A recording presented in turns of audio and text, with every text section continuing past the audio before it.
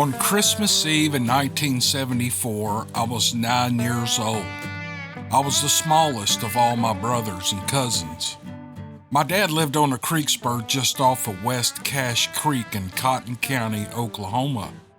His home was on a dead-end road a quarter mile from our grandparents' house.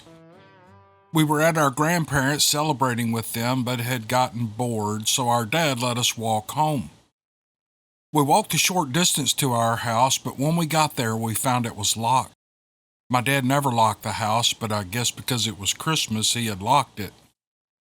We didn't want to walk back to our grandparents, so we climbed into our red 1950 Model F1. We call that thing the Red Wing. We were sitting there talking for a while. When we went quiet, we were just looking around. We could see pretty well because of the full moon at night, and we had heard a bunch of leaves rustling like someone was taking steps through the woods. We figured it was an armadillo, so we didn't think anything about it, and then I noticed something moving in the tree line. "What is that?" I asked my brothers. We all looked, and though it was a clear night with a full moon, we couldn't make it out clearly. The only thing that we could come up with was that it was someone in a ghillie suit sneaking through the trees, trying to take our Christmas away from us. Well, we looked at each other and we nodded. We had to defend the house. We didn't have any time to come up with a plan because this big guy walked up to the fence my dad had put around the house, and he stepped right over it. We knew right then it wasn't a man in a ghillie suit. That fence was 4.5 feet tall, and this thing stepped over it like it was nothing. We jumped from the truck and ran as fast as we could back to our grandparents' house, and we fell through the door and all of us started telling our story. Well, none of them believed us. After all the laughing stopped, my dad and grandparents called it a night, and life continued on as usual, and Christmas was not stolen. It was a month later, and my dad was in town at the local coffee shop, and he was telling this story to a few of his farmer friends. One of our neighbors had told my dad that he had seen something strange about a week before Christmas at the edge of his property. My dad may have claimed he didn't believe us, but we were never allowed to go to the creek without a sidearm after that, and the next Christmas, we all got brand new 30-30 rifles. To this day, all of my brothers, but one, deny this ever happened. I always tell them to quit lying, and I remind them that they were running just as fast as I was. I never saw that thing again, and that's fine by me. We live right next to the Daniel Boone National Forest. My family enjoyed walking the forest trails. Being deep in the national forest is usually very peaceful, but things like bears and pigs can make it uncomfortable. The stories from the locals were taken with a grain of salt, because they love to put one over on outsiders. And then the day comes when the forest around you becomes completely silent. No birds or bugs or wind or even leaves making any noise. That depth of silence can become oppressive. In 2012, my son was in the forest when everything went eerily silent. He was frozen in place, too afraid to move because he knew he was being watched. He finally ran to the visitor center and he mentioned the experience to a state and federal employee. He has always been interested in cryptids, and he asked one of the guys if he thought it could have been Bigfoot. To his surprise, they both nodded yes. One of the officials turned and walked away while the other stood quietly for a moment. And when he replied, he spoke in soft tones. "The government has no comment on such matters," he said, "but there are things in that forest that we can't explain. I've seen them. Everyone in our line of work has seen them, but saying anything official could cost us our job." Well, that ended the conversation, and it led to a much more interesting revelation. On Thanksgiving that year, we were invited to a friend's home since we could not travel to be with our family. My friend lived several miles away on the south side of a beautiful valley which had a mixture of small farms and homes. The view from the porch was wonderful, especially at sunset. And after we had eaten too much, the conversation wound its way to what my son had asked the folks at the National Forest. After his standard, "You may think I'm crazy, but I believe, and this is what happened," opening, my son told his story. And when he finished, my friend smiled and he said, "Let me tell you what happened to me one night." He said that he and his wife were sitting on the front porch with a smoke and a cup of coffee. It wasn't quite full dark, but it was getting close. It was a beautiful night with just a hint of wind, and a chill was starting to set in. Across the valley, up on the ridge toward the west, a pack of coyotes started howling. They were making all sorts of racket. A few minutes later, another pack started up directly across the valley. And after that, it seemed like every dog in the valley started up too, answering or joining in. They really couldn't tell. He and his wife looked at each other as the mood of the peaceful valley turned uneasy. And then a third coyote pack joined in, only it sounded like they were in panic. The mood was becoming uncomfortable, and they knew it was time to go inside. And as they stood up to go in, an unearthly scream came from the head of the valley. It was long and loud and deep. Every single coyote and dog in the area shut up immediately. 1 second they were barking and howling like crazy, and then it went dead silent. His wife headed for the door to get inside, but he stepped off the porch long enough to grab his gun from his truck. Inside, he and his wife still felt uneasy. Even the cat was acting strange. This cat was usually completely independent and didn't need anybody, but that night she found his wife's lap and stayed in it.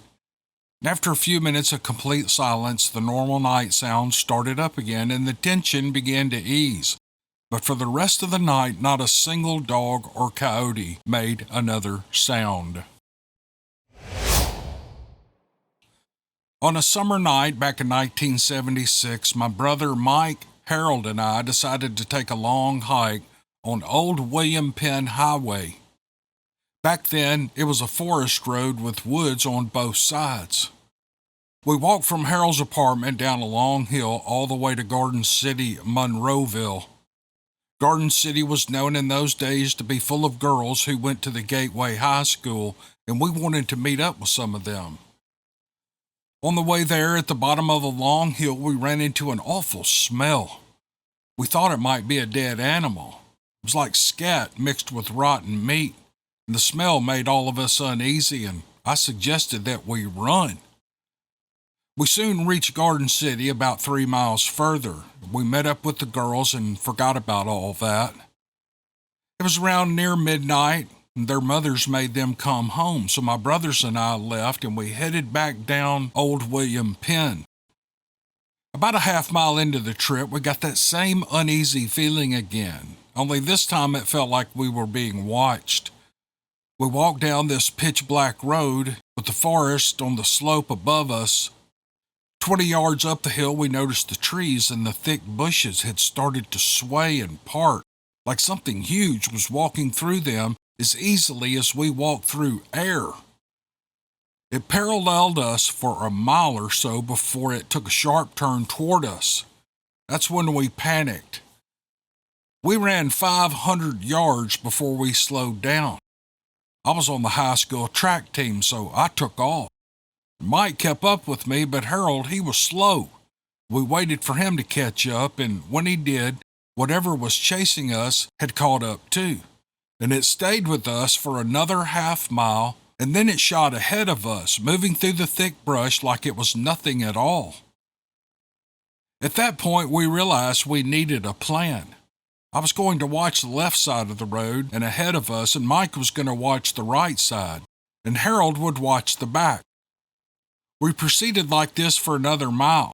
We were scared to death, and that's when Mike let out a blood-curdling scream. I immediately started running again. This time I was alone. I ran another 500 yards before I realized there was no one with me, and I had to go back and get my brothers. I ran, and I was yelling and pleading with them to come with me, but there was no response. And when I got back to my brothers, I saw they were both in shock. I had to corral them up the hill, dragging and pushing the whole time, expecting to be killed at any moment. I finally got them to the car, but we were in such bad shape that we couldn't drive more than 20 miles an hour. Mike was crying. Tears streamed down his face, and he said, "I saw it. It was right beside the road. It was waiting for us, crouching down on its haunches and hiding. Even on its knees, it was taller than me." I didn't know how to process this. Mike was 6'4" tall. He said it was covered in hair from its head to its toes, and it was only 5 feet away. It didn't seem to want to hurt us. It was just curious, or maybe playing around with us. We've never gone hiking in those woods again at night. I never even go fishing without a firearm or at least a pistol. I never want to be that frightened or helpless ever again. I live in Bozeman, Montana, and I have had 2 encounters with something strange. The first one was when I lived in Pony, Montana.